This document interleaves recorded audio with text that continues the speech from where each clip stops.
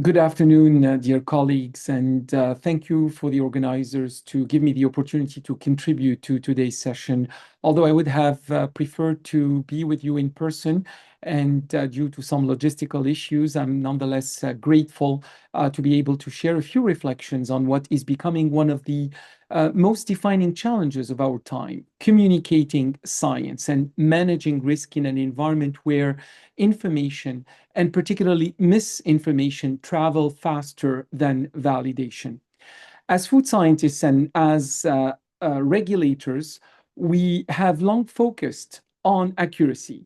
But today, accuracy must live alongside agility and authenticity. Social media is not just a communication tool, it has become an ecosystem that shapes public trust. How we operate in it will determine whether science remains a credible voice in public decision making.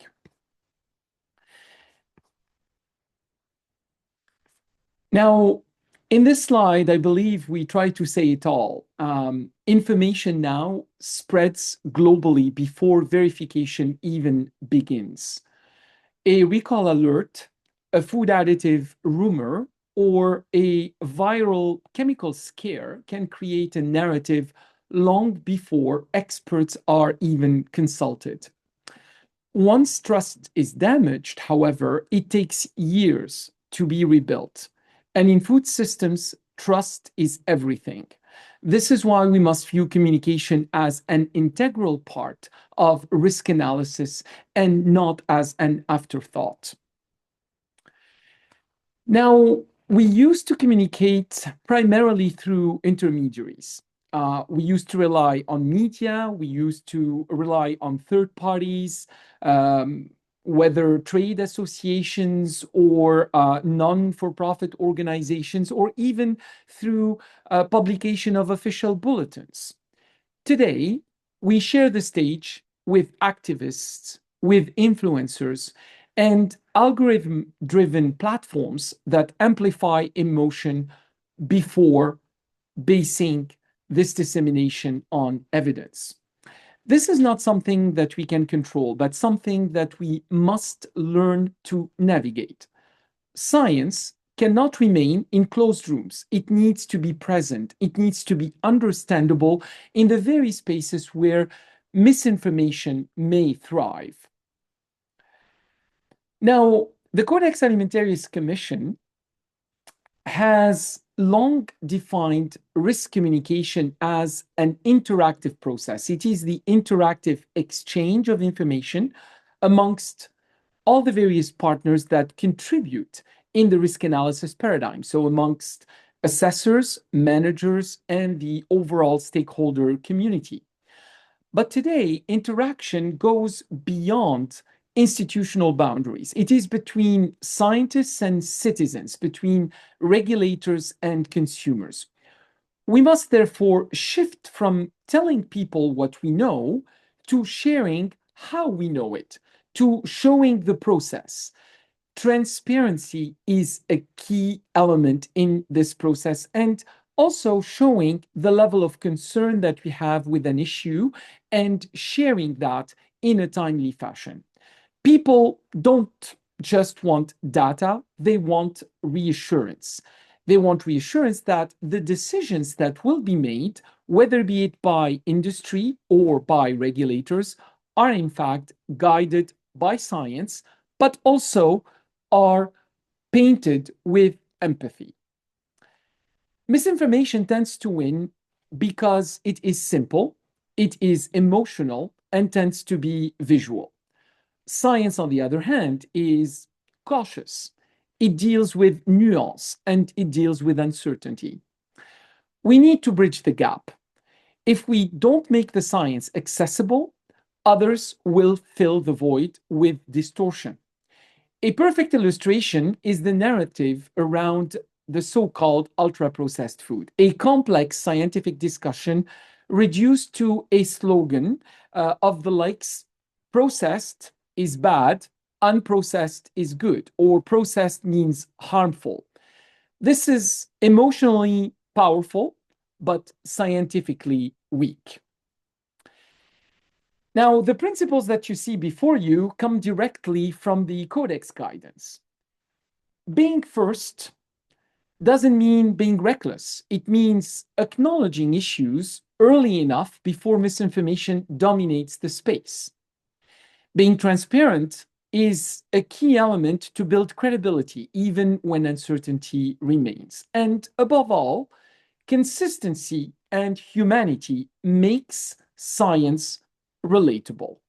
Our job is not just to communicate data, but to communicate confidence in the scientific process that led to the generation of these data, or to the use of this data to develop the decision-making process. Now, this example, again, going back to the processing debate, is actually quite, I shall say, personal for IOFOST, for the International Union of Food Science and Technology. The narrative that is being propagated shows how quickly social media can turn an academic model of food classification into a policy movement.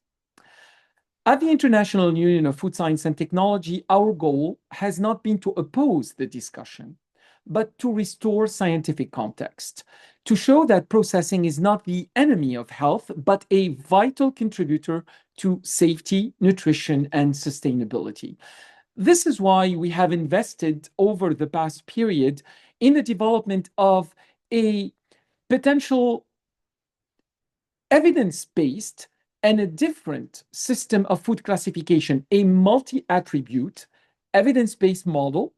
And we have been working not only with food scientists, but also with nutrition scientists, with the collaboration that we have been building and we continue to nurture with the International Union of Nutrition Science, and bringing also the discussion to the fora where the policy agendas that might be resulting from this discourse may have an impact, and bringing the discussion to Codex, where essentially we can have the impact on health, on agriculture, and on trade, is probably the right form to ensure that the global dialogue continues to be based on science and not only on emotion. Now, when we talk about risk communication, particularly during crisis, one of the clearest historical lessons comes from an incident that I had, I don't know if I can say the privilege to live and to learn from, particularly during a couple of, over a decade ago. And that's the incident of the melamine contamination, which occurred in 2007 and reoccurred in 2008. In this particular case, adulteration of milk powder with melamine to falsify protein content led to tens of thousands of infant illnesses and several fatalities. The event immediately triggered a wave of public outrage and global recalls, and crucially, an explosion of misinformation online and across media. At the time, thankfully, I would say, social media was not as potent as it is right now, but we can learn from the way this incident was managed. What eventually stabilized the situation was a more unified, evidence-based response. Once data from national authorities, from Codex and its parent organizations, FAO and WHO, also from science-driven organizations and their laboratories were consolidated, and when scientific assessments were made available and accessible, public understanding and confidence began to recover. Wherever the messaging was clear, explaining how exposure levels were being evaluated, how affected products were traced, how products were withdrawn, the space for rumors got narrowed. Contrast that with what happens when regulators potentially disagree publicly, either on the science itself or on the rationale behind a management decision. When communication is fragmented, detractors and opportunists quickly fill the gap, amplifying confusion and mistrust. The lesson is not that we must avoid scientific debate, Science, by nature, advances through discussion and disagreement. But we must communicate openly about why differences exist and what evidence each position rests upon.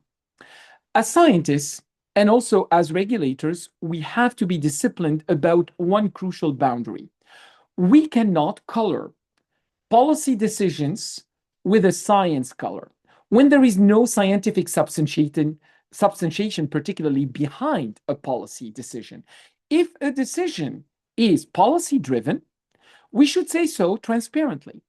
When we blur that line and when we present policy preferences as if they were scientific conclusions, we undermine both science and policy credibility. The melamine episode showed that when the risk management response is unified or at least convergent, transparent, and supported by published evidence, misinformation loses momentum. But when we let fragmentation or opaque decision-making persist, the narrative escapes our hands. This is why coordinated communication across agencies, across borders, and between science and policy is as essential as any technical or food control measure that is aimed to contribute to risk management. Of course, in all this, preparedness is key. We should treat communication like any other component of risk management. It has to be planned, it has to be sometimes rehearsed, and it has to be necessarily resourced. Reliance on pre-approved templates, making sure that we have trained spokespersons help us save times when every minute counts. And as we know, in a crisis context, in an incident management situation, every minute counts. And the biggest enemy is time.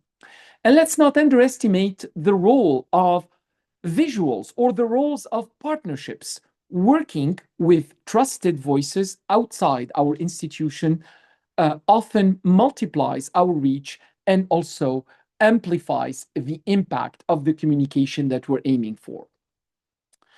Trust is also cumulative. It's built long before a crisis. If the public only hears from us or from communicators, particularly from regulators and public health officials, when there is a problem, it would be already too late. Regular engagement, open data portals, educational partnerships, and media collaboration helps create familiarity, helps create predictability, which are the bedrocks of credibility. At IUFOST and within its disciplinary organization for food regulatory science, that is the Global Food Regulatory Science Society, this is exactly what we aim to contribute to foster globally. Now, if there is one message to take away today is that silence creates misinformation. Social media should not be considered as our adversary. It's simply where the modern public conversation is happening today. Our role as scientists, as regulators, as stakeholders of the food systems is to be present, to be clear, and also to put our humanity or our human side in these conversations. The tools have changed, but our mission remains the same: protecting consumers through scientific evidence that is a key element to building trust. Now, this is the final thought that will capture primarily our shared responsibility. No matter how much data we produce, credibility remains our strongest and most fragile asset. It is earned through openness, through empathy, and a willingness to engage, not only when it's easy, but especially when it's difficult. Now, before ending this presentation, I would like also to use this opportunity for transparency's sake to also declare, make a declaration of interest in that my activities and our team's research activities are funded from various sources, including government funding international organizations funding non-for-profit organizations, as well as funding provided by the food industry. Once again, I'm very thankful to the organizers for giving me the opportunity to contribute to the discussion today. I apologize for not having been able to join you today, and I'm sorry actually for this fact, and looking forward to the continued dialogue on this topic, and thanking you also for your collective commitment to keeping science credible in an age of noise. Thank you very much, and I wish you a great continuation of the meeting.